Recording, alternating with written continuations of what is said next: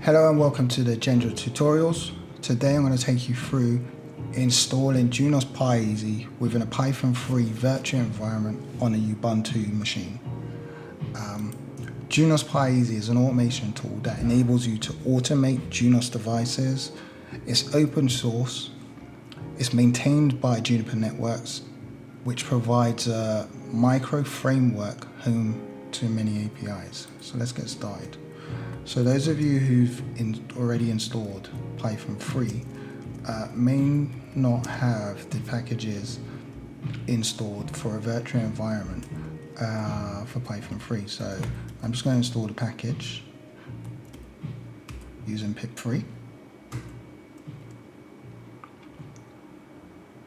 And then I also found that I needed to install some packages within Ubuntu itself. Because I was getting errors for failing commands due to them not being available. So let's install that.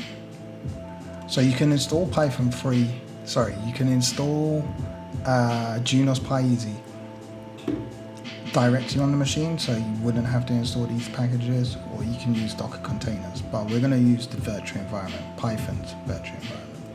So you should be in your home directory, and then I'm going to create a new directory called Genja tutorials, and I'm going to navigate into that. And then I'm going to create another directory called PyEZ. Trying to autocomplete when that is not correct. And if I list what's in PyEZ, there's nothing there. Because now what I'm going to do is I'm going to get Python to create the virtual environment using the following command. So I'm specifying the module, and then I'm going to specify the folder where I want it to create the virtual environment. So what this is going to do is it's going to create all these new files now. So if I hit up twice, it's created a virtual environment for Python. So now what you want to do is you use source. You want to activate your virtual environment, because if you look on the left hand side, it just says username and hostname. So if you do source, I haven't navigated into a folder bin, and activate, it activates your virtual environment. So now I'm in a virtual environment, as you can see. And one way of checking as well, if you've already got packages installed and you've been using Python 3, well, I want to do list. I have minimal packages, it's just the basic setup. So now we want to install Junos PyEZ, and that is done using pip3 install Junos PyEZ NC, and this will install the packages. There's many dependencies, as you can see. So there's a few errors. It seems to have installed correctly. So if I do that pip3 list again, you can see all the packages there. And there's Junos PyEZ. One way to confirm your module, this is one way, but to confirm that we can actually use it, you can go and start up Python 3 in your virtual environment, and then do from .junos import your device class. If you have no errors, that's successfully imported from the Junos PyEZ module. So I'm just going to quit out of Python 3. So now that we have this Junos PyEZ installed, the packages, you want to set up your Junos device to allow netconf sessions over SSH. I mean, you can use, because of the way we're going to create the program, you can have a serial connection, telnet, and SSH via a console terminal, but we're going to use netconf. So you need to navigate to your device. So what I'm going to do is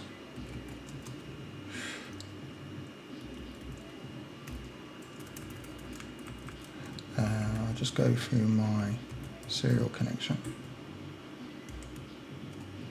and then I mean, if you've got SSH, you can go via that, and I'll edit, and then I want to do set system services netconf SSH, because if you don't do that, there's no way of completing it. So you need to do SSH, and then I mean, you can specify some other commands, but now the enter is available, whereas that wasn't available before. So this will complete your command. If you do a show compare, so now I'm just going to commit that, and your device will be able to receive netconf connections over SSH using the default port of TCP port 830. If you have any firewall configuration that you may need to amend, you may need to allow that port within your firewall. This is just the minimal basic setup. So I'm going to quit this and kill my session. Yes, I do. So I've gone back into my terminal now. So the Junos device is now configured. So what we need to do is we want to create a file called connect. So what touch will do, will create the file for you. So let me just show you. There's no file called touch connect. So it will just basically create a file. When you create Python files, you create them as py files. So now we have our connect file. So you want to open that with your favorite text editor. I use Vim. You can use whichever text editor you want to use. So I'm going to open it to edit the file. And you saw this command before when I was testing whether the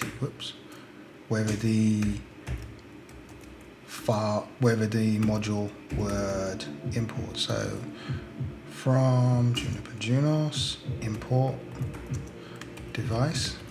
So I'm importing the device class. Then I'm going to import getPass, which basically,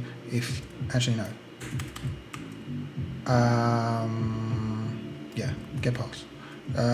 So if you want to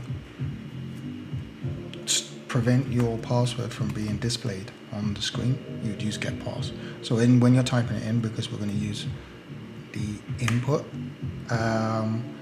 it won't be displayed. It'll just be blank characters being output. Then we're going to import the Juniper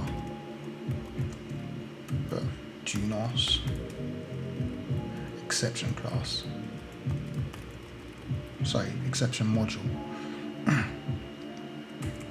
So that is, we're going to be using a try except clause. So it will try something, except this and we'll catch it and do whatever you tell it basically, which I'll show you afterwards. So now we're going to create our IP address variable. So IP address, and we're going to use the input statement. So I'm going to ask you to enter your host name or IP address.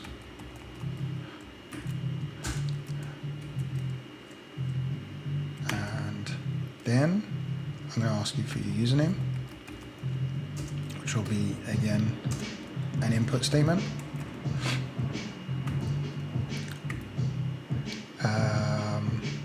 Enter username.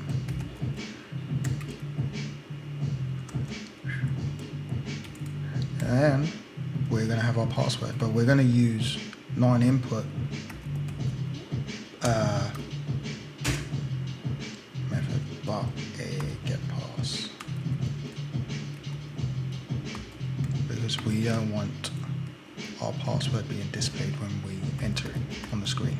So rather than hard coding your configuration within this file, it's going to ask for the variables.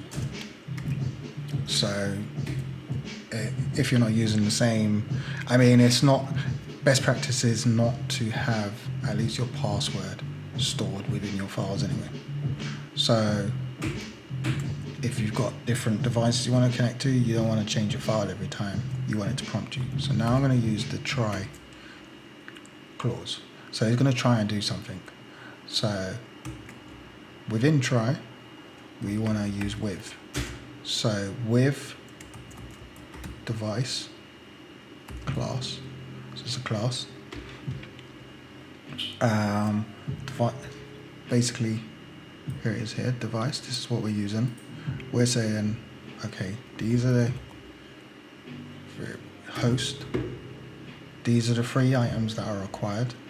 We're saying our host is going to be our IP address variable, and then we have user, which is going to be our username variable, and then the last one which is required is our password, which is equal to password. We're going to have an as keyword dev. So we're saying open this device as dev. So again, it's going to be nested within this statement here, because we're saying do all of this with. So what this does is, if you didn't have with, you would create a variable, say dev is equal to this, and then you would say open, and then you'd have to say close. But this is preventing a couple steps, so prevent you having to say open and then close. So once you come out, because it's nested, it will close the connection. So I'm just going to do a simple one-line command. Are we connected? Question mark. And then we're going to use the method connected. So this will just give you a true or false boolean of are we connected, true or false, and that will print that out to the screen. So next, we want to provide our exception. So except under these parameters. So it's going to be except under, I'm going to copy this up here, down there, and as you can see I've got a typo.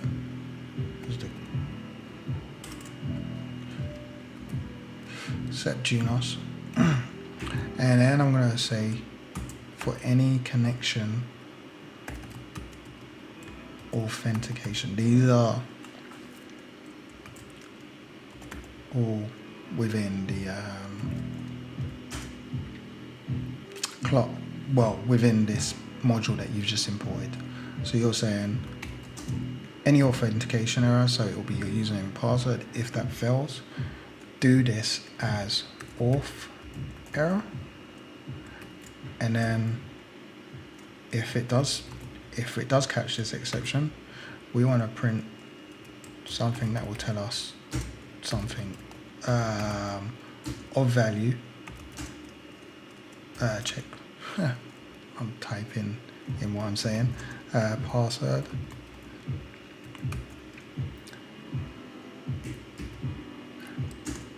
And then we want to say, okay, and we can also specify, tell us what the error was. Because we're saying, we're catching this.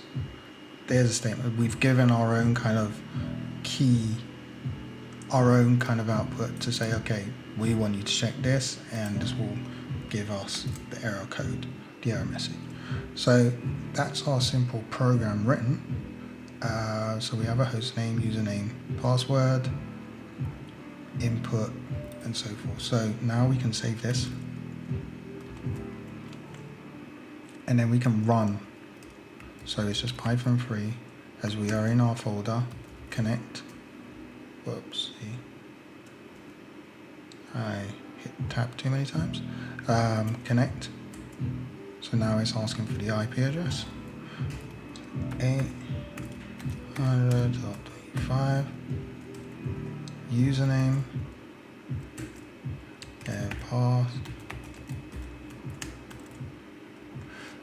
See, my password, I just typed it in.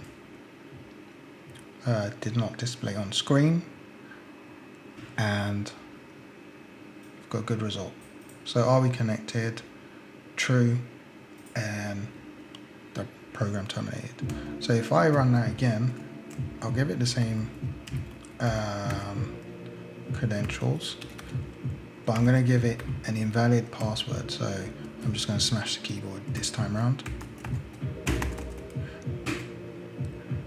And now you can see that our exception said, oh, check username and password, contextual error,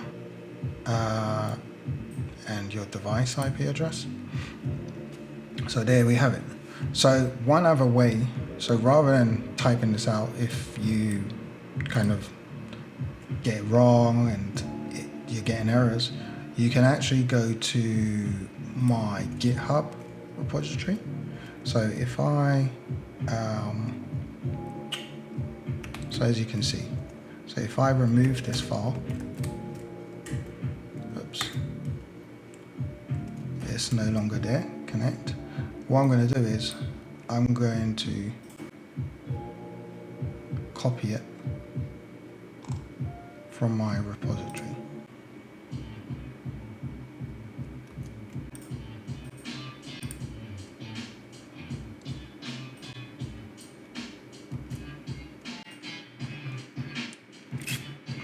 Address there.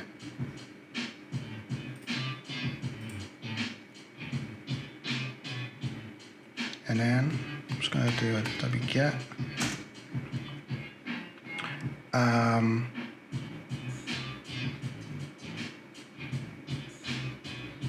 And then type in that address and it downloads it. So if you do an ls, it's now copied the file directly there. And then if I do a vim, just to view it, you can see it's downloaded that file. Saves you typing it all in as well. And that's making the most of GitHub. So it's basically it's a web service which allows you to basically store files. You can use it for version control and kind of collaboration. So that's that benefit there. So that will save you some time. So yeah, we've ran our first program, tested it, it's all good. We've learned that we can also download code using GitHub. So now that we are in our virtual environment, we just want to end it. So that is just using keyword deactivate. And then on the left-hand side again, PyEZ is there. Deactivate, PyEZ is now gone. And that's it. So thanks for watching. Hopefully that was of interest and to get you started using Junos PyEZ and your automation needs and requirements. The next videos will be following on from this, so building on what we're learning. So thanks for watching. Until next time.